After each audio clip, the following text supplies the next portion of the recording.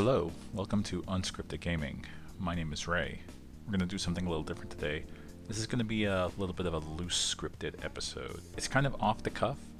I do have some notes here, but we're going to talk about live service games for just a little bit. Now, we're going to get back to our regularly scheduled content probably sometime in the middle of September. It's been a busy life for me lately, but that's okay. Josh and Mike will join us later. Don't worry. Not in this episode, just later on down the road. So we're going to talk about live service games for a little bit. And I uniquely have a lot of experience in this. For the first 7 years of my game industry experience, as in, actually sitting down, working on games, not including my collegiate experience of learning to be a game designer, I worked in a live service game capacity. I can tell you a little bit about it. I can tell you a lot about it. I have been a producer of live service games for many of those years. Some, not all of them, but many of them. Some of the parts I was actually a associate product manager, so I can tell you a little bit about the numbers that goes into it. So we're going to talk about these specific games now that I got my credentials out of the way, and we're going to talk about a couple different games that come to mind. We're going to talk about Outriders. We're going to talk about Rumbleverse. We're going to talk about The Last of Us multiplayer. We're going to talk about Suicide Kill the Justice League. Then we're going to talk about Destiny. And finally, we're going to talk about Concord. Now, right there, I admit to you, I just lied. We're not going to talk about all of those games in depth because half of the games I just named are dead or dying. As of me talking to you right now, Outriders, the game that came out in April of 2021, has about 22 people online, according to Steam user database, playing it. Concurrent people playing it right now. Rumbleverse, made by Iron Galaxy Studios, which is one of my favorite studios in the world. Rumbleverse is dead. It lasted approximately a year, just about. Babylon's Fall, a game made by Platinum Games, a live service game made by Platinum Games, barely lasted 6 months. It's dead. If you buy a physical copy of it, it won't do anything for you. The multiplayer version of The Last of Us, that spent years in development and heavily pushed by Naughty Dog and Sony Computer Entertainment of America. And it's also not coming out. It's also dead, and I think the people that were working on that game have shifted on to other projects or no longer work at that studio. How about Suicide Squad Kill the Justice League? As of the recording of this, there are 92 people concurrently on Steam playing that game. Now, whether that's an accurate representation doesn't matter. The point I'm trying to make is it's less than 3 digits. And that is a giant, or supposed to be a giant, massive online live service game. 92 people. There are more people that go to your local high school than are playing that game right now. How about Concord? Actually, no, before we get to Concord, we'll get to Destiny. Destiny is a game everyone's heard of, Destiny 2 to be specific. There are a lot of people playing Destiny right now, but Destiny is in a bit of a quagmire. It's a huge live service game. If you want to count Destiny 1 as a part of this equation, it's been going on strong since 2014. I was there in 2014, October 2014, or was it September? September 2014 when it launched. Got it for a PS4, and Destiny 2 has been just kind of a continuation of that. That came out in 2017. I want to say September, October 2017. Either way, I might be wrong. Point is, Destiny has not been in great shape. They've laid off or fired hundreds upon hundreds of people. Up to recently, they, in the beginning of August, laid off or fired, depending on the verbiage anyone used, 200 more people. And earlier last year, they laid off or fired something close to 200 people before then, too. So losing 400 people in your studio for a live service game. And it turns out, as a couple articles that come out to report, it's because Bungie has been just bleeding money. And their very last update to the Destiny 2 storyline, the final shape, it's been reported that there is no amount of copies, there is no amount of quality that game or that expansion to that game could have sold that would have saved those people's jobs. It doesn't matter if the game was a 10 out of 10. It doesn't matter if it sold several million copies. The maximum estimate for everyone that owned a copy of Destiny 2 in the world. It was going to happen. Those people's jobs were in jeopardy, and they didn't know it until a couple months after the final shape came out, 2 months after the final shape came out. Horrifying. And finally, we get to the topic of today's podcast. It's going to be Concord. Concord, made by Firewalker Studios and published by, again, Sony Interactive, came out and it launched to less than 700 people playing the PC version concurrently at any given time. I went to a very small high school when I was going to high school, and my graduating class was about 300 people. So just a little bit more than 2 of my high school's graduating class were at any given time across the world playing this brand new live service AAA, cost over $100 million to make video game. As of me recording this podcast right now, there are 64 people playing it. It's nothing. Absolutely nothing. There are less people playing that game than it took to make the game. If you are a dev and you happen to, for some reason, be listening to this podcast, please know I have nothing but the deepest amount of empathy and the deepest amount of tragic concern for everybody working there. I cannot imagine the psychological damage going through the minds of these people for this project that supposedly took 8 years to make. 8 years. 2016. Imagine what you were doing in 2016. And imagine you released the game after working on it for 8 years and nobody, relativistically speaking, nobody wanted to play it. I can't imagine that sort of feeling. I don't want to imagine that sort of feeling. There's very few people in the industry that I hate that I want that feeling to be thrust upon. And because of that, Sony is giving up the ghost on this game. It released in August of 2024, and as of September 6th, right now I'm recording this on September 5th, but on September 6th, it's going to be shut down. Supposedly everyone that bought it is going to get a refund. Now, if you are according to industry analysts, one of the 25,000 people that bought this game, which again, relativistically speaking, is nothing. If you bought it digitally, you'll get a refund. If you bought it physically, they say that you'll get a refund. Go to the store of your purchase and you will get it. To those of you that bought it physically, good luck. You might as well keep it as a trophy. I don't know if many stores are going to give you a refund for a physical good of a video game. Normally, when you open the shrink wrap, that's it. It's your game. Normally. Well, we'll see what happens. Now, all of this is to say is that's it. There are going to be chapters in video game books, of which many exist.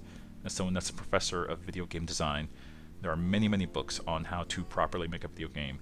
Concord is going to exist as a chapter in what to not do, or at least it's going to exist as a chapter of historical precedents.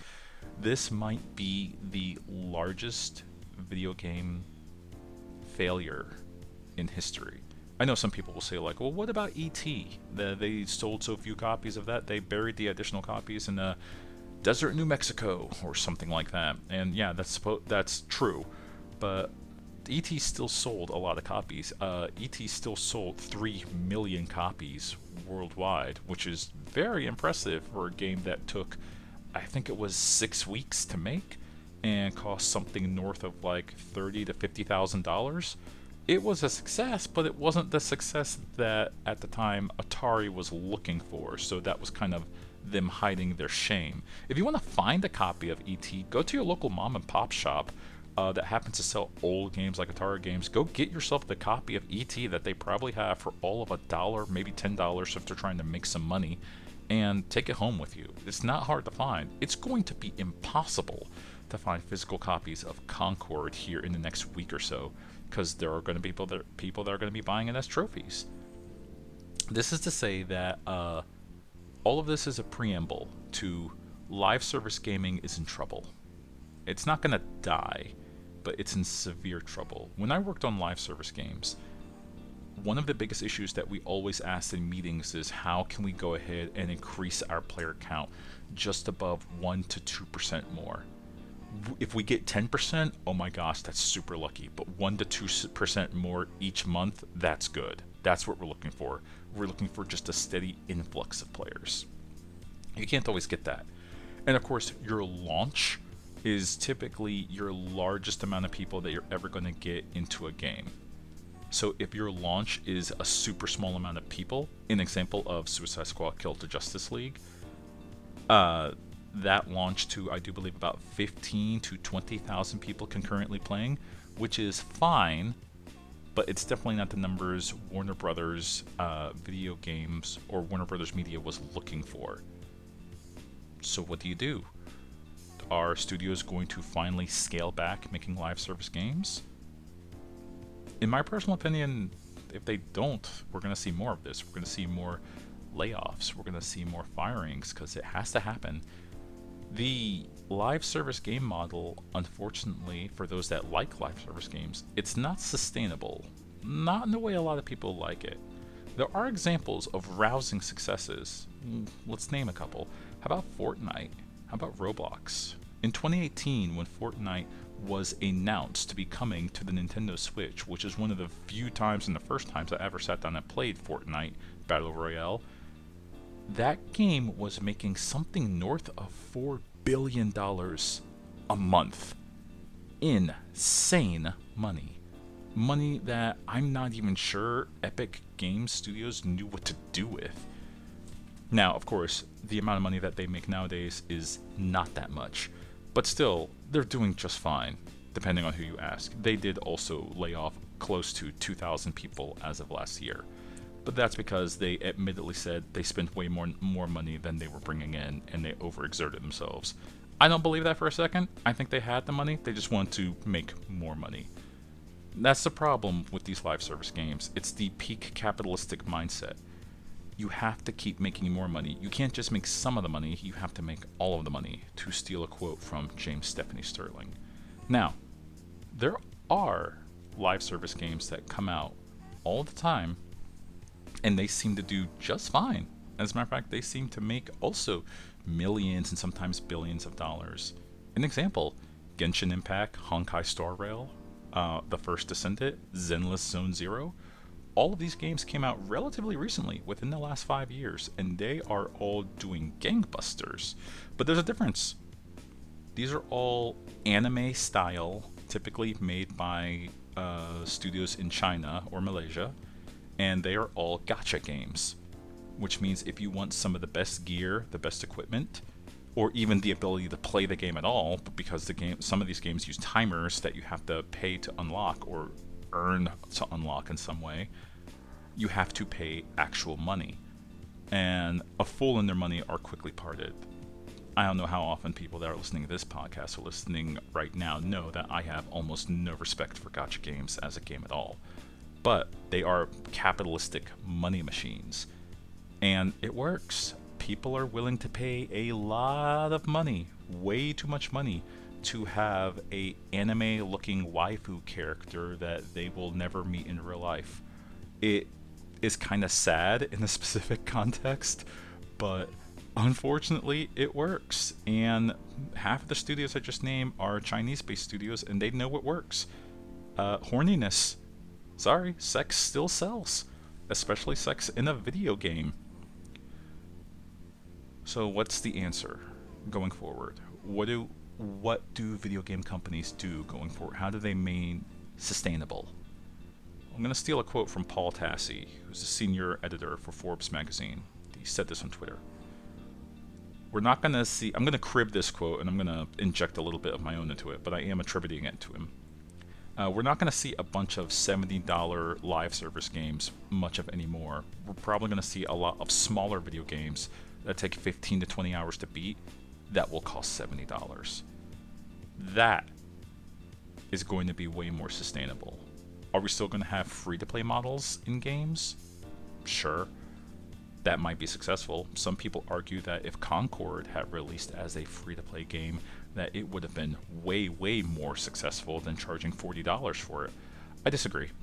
I think charging $40 for a gaming experience was perfectly fair, but also it started development when Overwatch had released. which also came out in 2016 and charged $60 for their experience, and it had microtransactions with gacha-like mechanics. So of course it was going to be successful at the time. The Western has kind of gone from that. We don't want this type of experience that we want to pay for. We just want the free-to-play model, probably with a battle pass. I don't support that personally. I would much rather pay for the experience, but I'm in a completely different cohort. Do what works for you. So I do believe, once again, we're going to see a lot more games that'll just be games, much like in the old days. We're going through a gaming revolution right now. Not in like a type of negative connotation where there's going to be heads on pikes.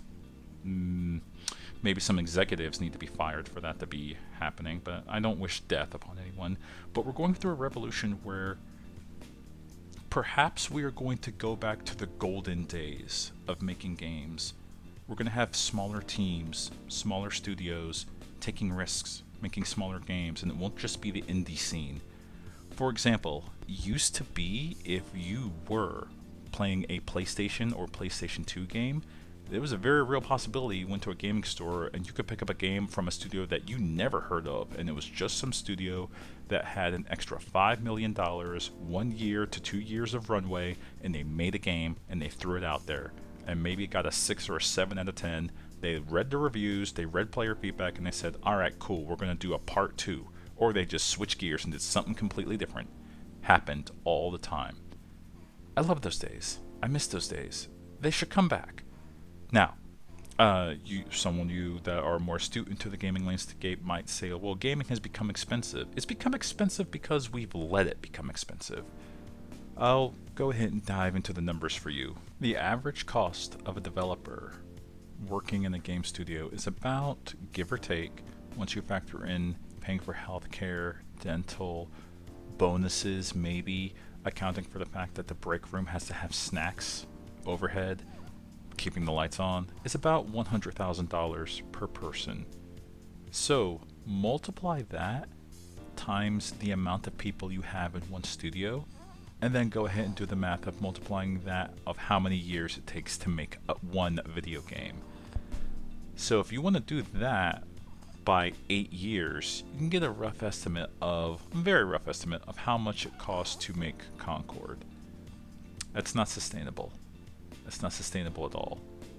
If you were to reduce the numbers of developers though, if you were to definitely reduce that development time and you had a sustainable idea and you got that game out in about 2 years maybe you start making some actual numbers. Maybe you don't have to charge $70 for it. You can if you want, just depending on how good it looks, how long it took, or maybe you think it deserves to be $70. It's up to you. But that would be a much more sustainable environment. I want more.